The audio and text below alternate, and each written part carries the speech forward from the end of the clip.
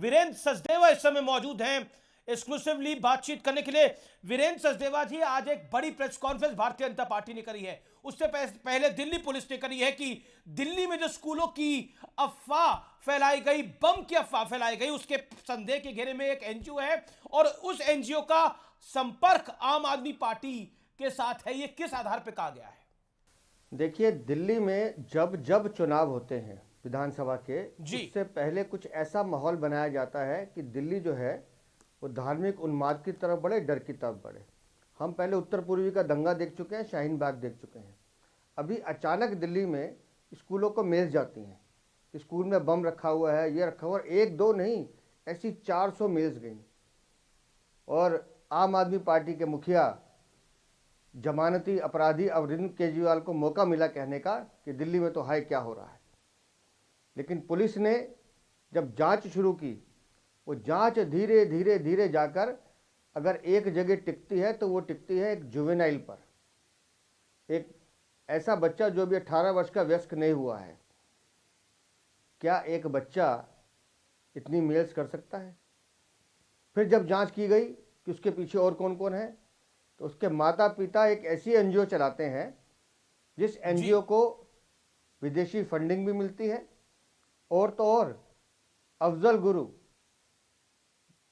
गुरु वो आतंकवादी जिसकी रिहाई के लिए आतिशी मार लेना के माता पिता ने हस्ताक्षर किए थे, उसके माता पिता की एनजीओ भी अफजल गुरु की समर्थक निकलती है जी।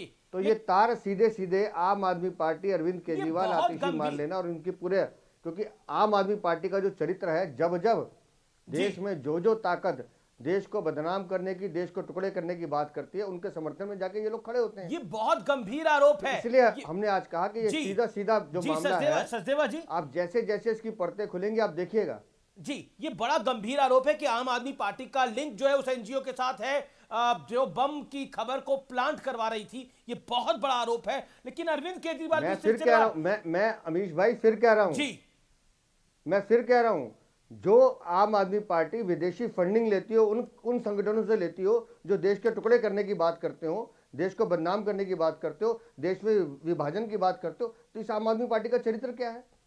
इसलिए मैं कह रहा हूं इस मेल्स के पीछे भी उस जुवेनाइल के। मेरा अगला प्रश्न है, अरविंद केजरीवाल सिलसिलेवार तरीके से कई सारे आरोप लगा रहे हैं। वो कह रहे हैं कंबल, साड़ी, सोने की चेन बांट रही है भारतीय जनता पार्टी दिल्ली के अंदर, और मैं सबसे कह रहा हूं सब कुछ ले लो लेकिन आपको जितवा दो। और दिल्ली में भारतीय जनता पार्टी का लगातार 26 साल से सूखा है। हम सिर्फ हाथ जोड़ के आपसे जी, मैं अरविंद केजरीवाल से हाथ जोड़ के एक प्रार्थना कर रहा हूं जी। तुम कहते हो भारतीय जनता पार्टी ये बांट रही है, भारतीय जनता पार्टी ये बांट रही है। मैं तो कह रहा हूं तुम हाथ खोल के शीश महल में तुमने किसको क्या बांटा है उसका जवाब दे दो। कहाँ है वो टॉयलेट सोने की परत वाले? कहाँ है वो वॉश बेसिन वहाँ की परत वाले सोने की जो गायब हो गए? वो पर्दे दिखा दो, वो एलईडी टीवी दिखा दो 16-16, वो इटालियन मार्बल दिखा दो, करोड़ों रुपए की साज सज्जा का जो आपने जिम लगाया वो दिखा दो, सोना जाकूजी बात दिखा दो। वो पैसा अरविंद केजरीवाल कहाँ से आया?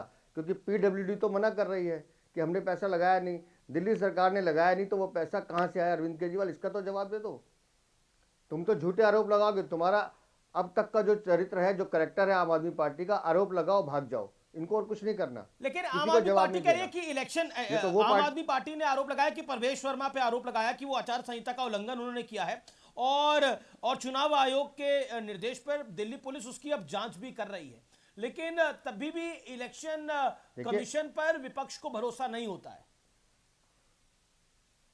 इलेक्शन, मैं बता रहा हूं ना जी, जहां जहां ये चुनाव हारेंगे वहां ईवीएम पे क्वेश्चन उठाएंगे, जहां चुनाव जीत जाएंगे वहां चुप हो जाएंगे। आज जब जमीन दिल्ली में खिसक रही है, अरविंद केजरीवाल, चुनाव आयोग एक ऐसी संस्था है जिसकी निष्पक्षता पे आप सवाल नहीं उठा सकते।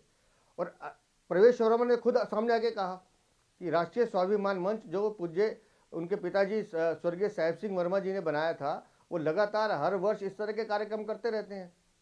तो कर ही रहे थे वो, और पहली बार नहीं करे। साहेब सिंह जी के साथ तो हमने भी काम किया, हमने भी देखा उनको ऐसे करते हुए। लेकिन आप क्या कर रहे हैं? आपने तो दिल्ली को धोखा देने का काम किया। आप तो सिर्फ झूठे वादे करते हो कि हम ये कर देंगे वो कर देंगे। अरे नहीं, दिल्ली को बर्बाद देखिए, करना, देखिए, दिल्ली को शराब के आप नशे में वीरेंद्र धकेलना। सचदेवा, आपके ऊपर जिम्मेदारी है कि दिल्ली में 70 के 70 कमल खिले, यही जिम्मेदारी है आपके ऊपर। लेकिन दिल्ली में बीजेपी का 26 साल से सूखा है। बिल्कुल है। सुषमा स्वराज, स्वर्गीय सुषमा स्वराज जी आखिरी मुख्यमंत्री हुई दिल्ली की। क्या इस बार दिल्ली को भारतीय जनता पार्टी का मुख्यमंत्री मिलेगा, या फिर ये सपना सपना ही रहेगा? क्योंकि हर बार लगता है बीजेपी जीत जाएगी, लेकिन अरविंद केजरीवाल का तिलिस्म ऐसा है, उनका जलवा ऐसा है कि उनको कोई हिला नहीं पा रहा 12 साल से। कोई तिलिस्म नहीं है भाई साहब जी, दिल्ली ने इस बार ठान लिया है कि आपदा नहीं सहेंगे, बदल के रहेंगे।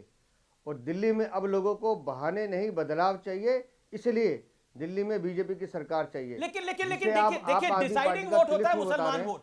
डिसाइडिंग वोट होता है कई बार मुसलमान वोट, और वो मुसलमान वोट बीते 10-11 साल के अंदर कांग्रेस के खाते में भी नहीं जा रहा, वो आम आदमी पार्टी के खाते में जा रहा है। मैं आपको ठीक करता हूं भाई साहब, दिल्ली नगर निगम का चुनाव देख लीजिए जी, कांग्रेस पार्टी 9 सीटें जीतती है, 7 उसमें मुसलमान होते हैं। और मुसलमानों ने भारतीय जनता पार्टी को भी दबा के वोट दिया है। मेरे पास आंकड़े हैं एक एक विधानसभा के। खाली एक वर्ग विशेष की राजनीति जिसे करनी हो वो करे, आम आदमी पार्टी करे, कांग्रेस करे, हमें फर्क नहीं पड़ता। हम राजनीति करते हैं विकास की, प्रधानमंत्री के संदेश की, सबके साथ की। हमें हर वर्ग वोट देता है। और दिल्ली में इस बार भारतीय जनता पार्टी का कमल खिलेगा, सरकार बनेगी और सबके सहयोग से बनेगी। अच्छा ठीक है, आपके नेता कह रहे हैं कि अरविंद केजरीवाल को लोग तो नायक के अनिल कपूर की तरह लेकर आए थे, लेकिन वो अमरीश पुरी ही निकले। क्या आपको लगता है ये सही है ऐसा बोलना? अरविंद केजरीवाल निस्संदेह जब आए थे ना, और जिस तरह की उन्होंने 100 रुपये की चप्पल और 2 रुपये का पेन दिखा के लोगों को लूटना शुरू किया, ठगना शुरू किया, तो सब धोखा खा गए। अच्छे अच्छे लोग धोखा खा गए, अन्ना हजारे जैसे खा गए संत।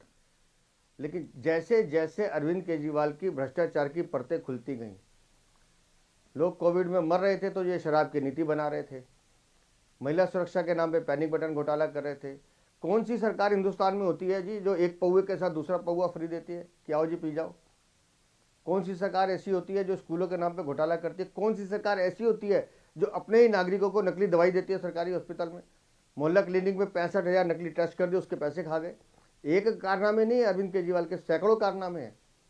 और बार बार हम कहते हैं जी जी कि जेल आपको माननीय न्यायालय ने भेजा क्योंकि साक्ष्य हैं। जी जी वीरेंद्र सचदेवा जी, बार बार बीजेपी कह रही है अरविंद केजरीवाल 2 सीटों पर चुनाव लड़ेंगे, 2 सीटों पर चुनाव लड़ेंगे, लेकिन वो डिनाई कर चुके हैं कि ऐसा नहीं होने वाला है। देखिए, हमने कभी नहीं कहा 2 सीटों पर चुनाव लड़ेंगे। अरविंद केजरीवाल में सबसे बड़ी खूबी क्या है, इनको जो करना होता है ये पहले बताते हैं। ये पहले घोषणा करते हैं, ओहो सत्येंद्र जैन को तो जेल हो सकती है, सत्येंद्र जैन जेल चले जाते हैं। अब वो कह रहे हैं आतिशी फिर जी ये को कहते जेल हैं हो ओहो सकती है। मनीष सिसोदिया जेल जाएगा, मनीष सिसोदिया जेल चले जाते हैं। और फिर ये कहते हैं संजय सिंह जेल जाएगा, फिर वो चले जाते हैं। फिर अपने लिए भविष्यवाणी करते हैं। और अगर अब ये खुद ही प्रोपोगंडा चला रहे हैं कि ये 2 सीट से लड़ेंगे, तो समझ लीजिए ये खुद चाहते हैं, क्योंकि इन्हें पता है कि नई दिल्ली में हवा टाइट है।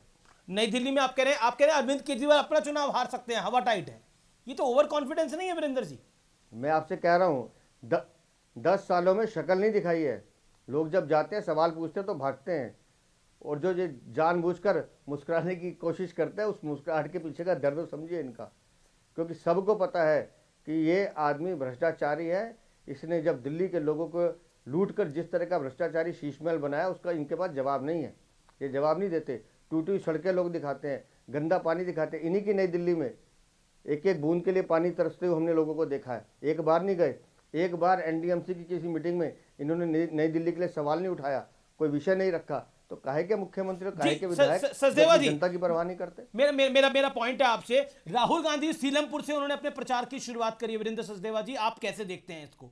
वहां पर भी मुसलमान एक बड़ा वोट बैंक है। आम आदमी पार्टी हो या कांग्रेस हो, मैं फिर कह रहा हूं, आम आदमी पार्टी हो या कांग्रेस हो, इनको सिर्फ एक वर्ग की राजनीति करनी है। इनको सनातन की, इनको हिंदुओं के वोट की कोई जरूरत नहीं है। इनको किसी की वोट की जरूरत नहीं है। ये सिर्फ एक वर्ग की राजनीति करते हैं। और फिर मैं कह रहा हूं, अभी 6 महीने पहले ये दोनों हाथ में हाथ डाल के घूम रहे थे, गले मिल रहे थे, आज गले काटने का दावा कर रहे हैं। लेकिन इनका ये दावा कितना खोखला है कि चंडीगढ़ में मेयर का चुनाव हो रहा है, वहाँ फिर दोनों मिलकर लड़ रहे हैं। तो दिल्ली में गद्दारी और चंडीगढ़ में यारी, ऐसा तो नहीं चलेगा। आपका कोई तो चरित्र होगा, या कांग्रेस हो या आम आदमी पार्टी हो। तो राहुल गांधी भी नूरा कुश्ती लड़ रहे हैं और अरविंद केजरीवाल अच्छा, मेरा आखिरी सवाल है, ये फर्जी वोटर का मामला क्या है? क्योंकि अरविंद केजरीवाल बार बार आरोप लगा रहे हैं कि आप वोट कटवा रहे हैं। राघव चड्ढा और संजय सिंह भी यही बात कह रहे हैं, आतिशी भी यही बात कह रही हैं। मैं चुनौती देता हूं अरविंद केजरीवाल को, मैं साबित करके दिखाऊंगा। मैं साबित करके दिखा चुका हूं, आगे भी दिखाऊंगा कि अरविंद केजरीवाल आम आदमी पार्टी दिल्ली में अवैध मतदाता बनाने का काम कर रहे हैं। और जिनके ये वोट काटने की बात कर रहे हैं, जिस एमपीज के फ्लैट की वोट काटने की बात कर रहे हैं, कौन है वो लोग? वो लोग हैं जो एमपीज के फ्लैट में प्रेस का काम करते हैं, सर्वेंट हैं, उनकी वो जो माताएं बहनें घर का काम करती हैं, वो जो सर्वेंट क्वार्टर में लोग रहते हैं, गरीब हैं, मजदूर हैं और पूर्वांचल के लोग हैं, उनके वोट कटवाने की अपील अरविंद केजरीवाल कर रहे हैं। वाल्मीकि मंदिर, गोल मार्केट का सबसे प्राचीन मंदिर, महाभारत के समय का, 44 आदमी वहाँ रहते हैं परिवार, अमीश भाई 44 लोग, 22 साल से रहते हैं। अरविंद केजरीवाल चिट्ठी लिखते हैं कि इन वाल्मीकि मंदिर के लोगों के वोट काट दिए जाए क्योंकि वो दलित हैं। इस आदमी को ना पूर्वांचली बर्दाश्त है ना दलित बर्दाश्त है, इसको सिर्फ एक वर्ग विशेष की राजनीति करनी है। लेकिन वहीं उस वाल्मीकि मंदिर से 500 मीटर की दूरी पे मरीना होटल के सामने की दरगाह में चले जाइए, 60 वोट हैं, एक ही वर्ग विशेष के हैं, वहाँ रहते नहीं हैं, उसके लिए अरविंद केजरीवाल कुछ नहीं बोलते। क्यों ना बोले हम? जिस दिल्ली में आप अवैध वोट बनवा रहे हो, जो लोग मर गए, जो लोग शिफ्ट हो गए, जो लोग यहाँ से चले गए, अगर उनका वोट कट रहा है तो इनको क्यों तकलीफ हो रही है? इनको तकलीफ है सिर्फ कि इनके जो जाली वोट है वो ना पकड़े जाए।